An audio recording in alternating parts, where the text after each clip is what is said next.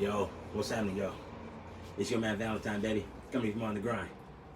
Yo, man, we had to give you a little holiday session yesterday, man. So, you know, we didn't post nothing yesterday. So we gave y'all a break. But, man, hey, it's Tuesday. And you know what I say? This house about to go down because it's sunny. We have to come outside for y'all. Home edition style, baby. Yeah. So, I mean, here we are again. You know, it's another day in the life, man, of people trying to, you know, march for racial equality and social justice, education reform, police reform, you know, the systemic racism,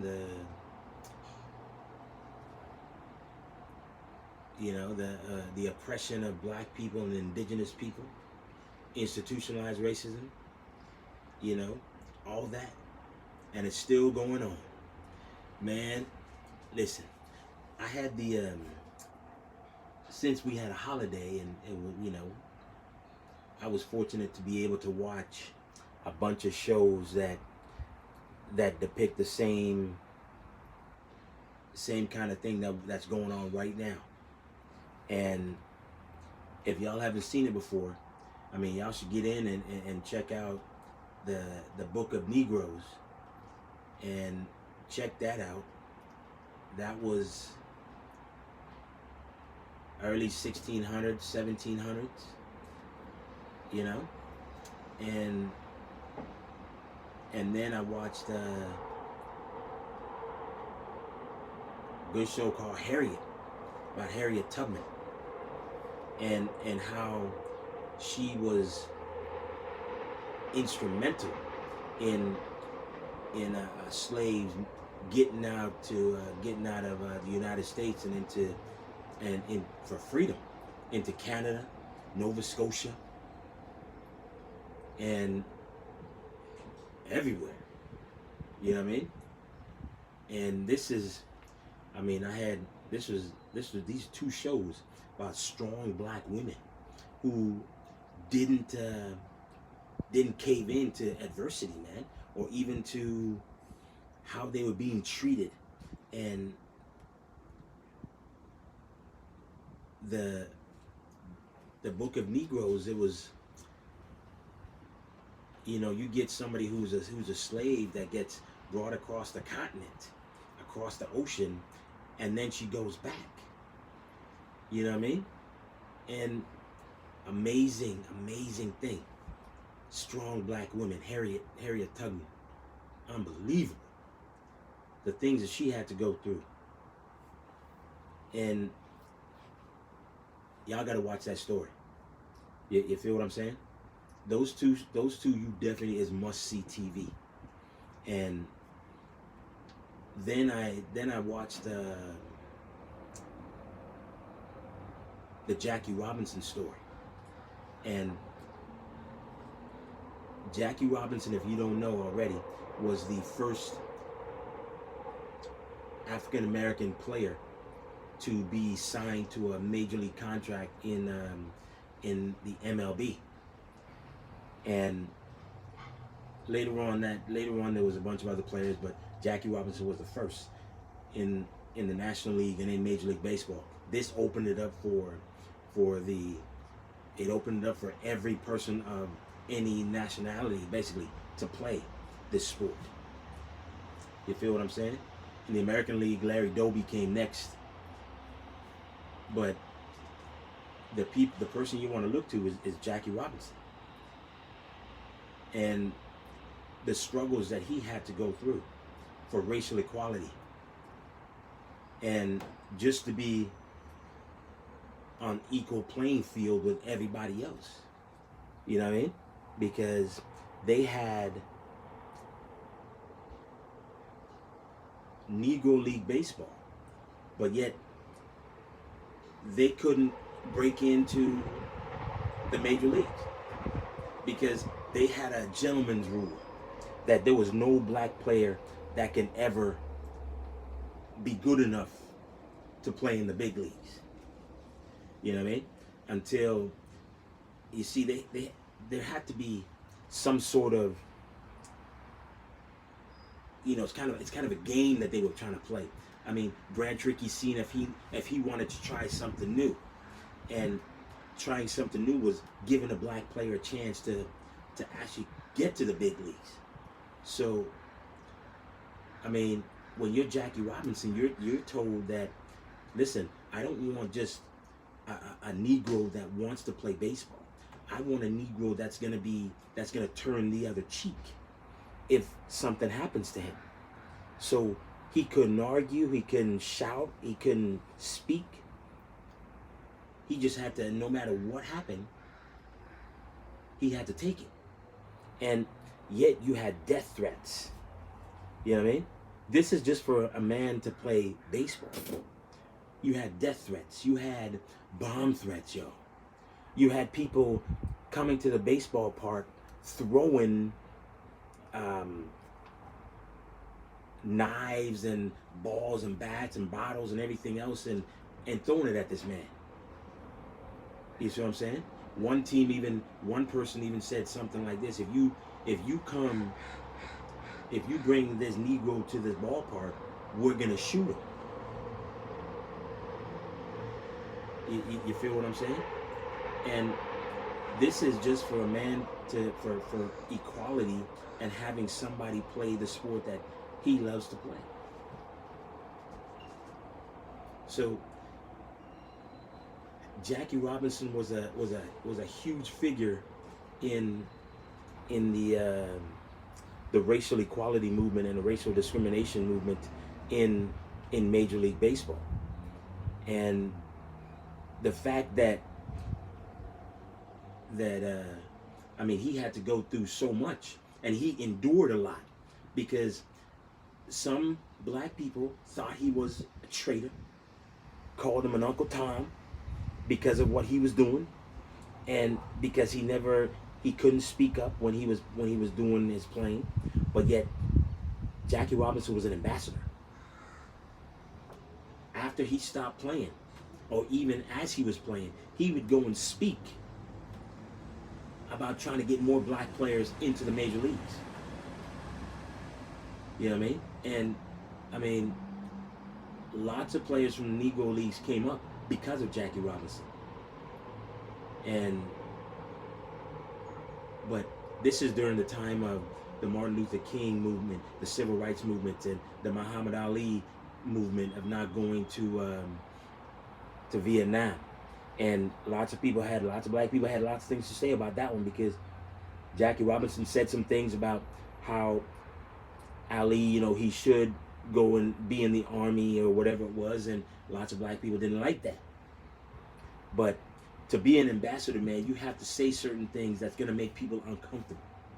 And Jackie Robinson was one of those people, because after finished playing, Jackie did lots of speakings.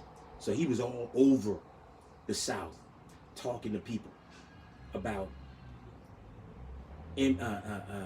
schools immigrating, or and the integration of schools and integrating Major League Baseball. Because I think the Boston Red Sox were the last team to probably have black players on their team. So, and even till his dying breath, man, my man was still crusading for the African American player to be, every team in the big leagues to have an African American player. So the same things are going on right now. We are all fighting for racial equality, the social economic disparity, and the social justice, and to get rid of the systemic racism, and to fight for freedom. And this was a man that didn't just fight for freedom, he played for freedom. You know what I mean? Because he played for everyone of African American heritage to be able to get treated equally and to be able to integrate minor league baseball and major league baseball. You know what I mean? And there's other cats out there that did it for basketball, did it for football, and Willie O'Ree for hockey. You know what I mean? And now the social justice and the social reforms and all these things that you see the NBA players and the soccer players and the football players are all fighting for racial justice, social justice, and everything else, and equality and everything, right?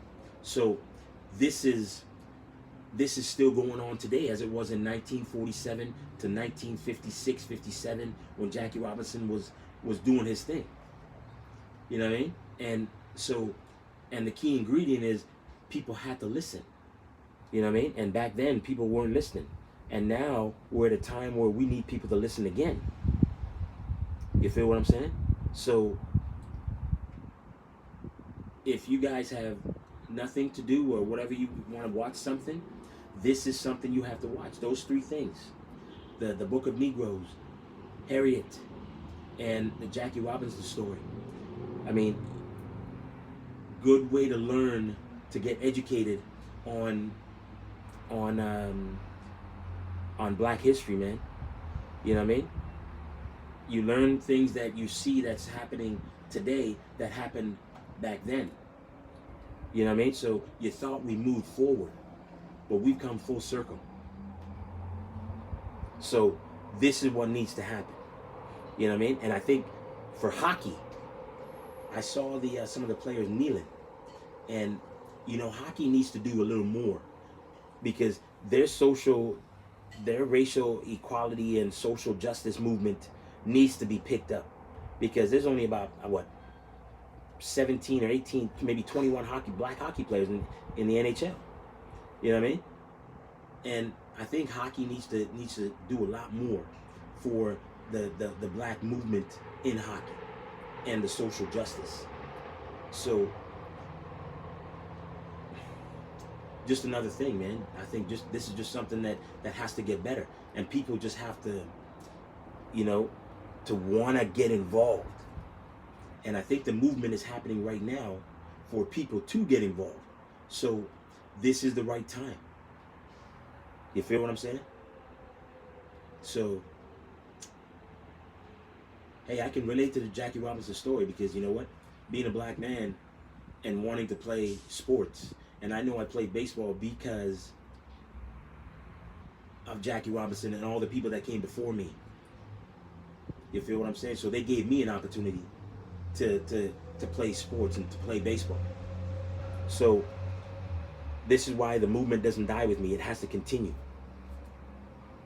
You feel me? So I'm gonna be there fighting for racial justice, social justice, racial equality, and police reform, social reform, to stop systemic racism, institutionalized racism.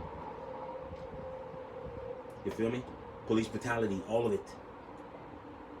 And also to be able to get people to be educated and put these things in schools so that we can learn about our history and not let our history die. So that's what we have to do. You feel me?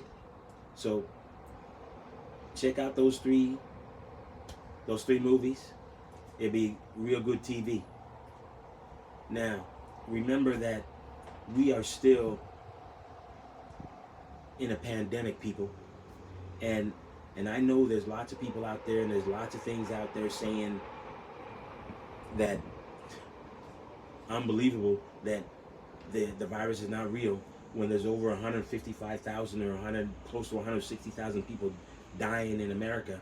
And if we added up Canada and the United States, then we're looking at over 200,000 to whatever people dying. You know what I mean? So it is real. And we need to make sure that we stay safe by wearing a mask, social distance, and hand sanitize if you can't wash your hands with soap and water. You feel me? So do what you got to do to stay safe, man. It keeps your family safe, not just you. So do not be selfish about it. You feel what I'm saying? Yo, I'm your man Valentine, baby. If you think it's your time to shine, you need to get on the grind with your man Valentine.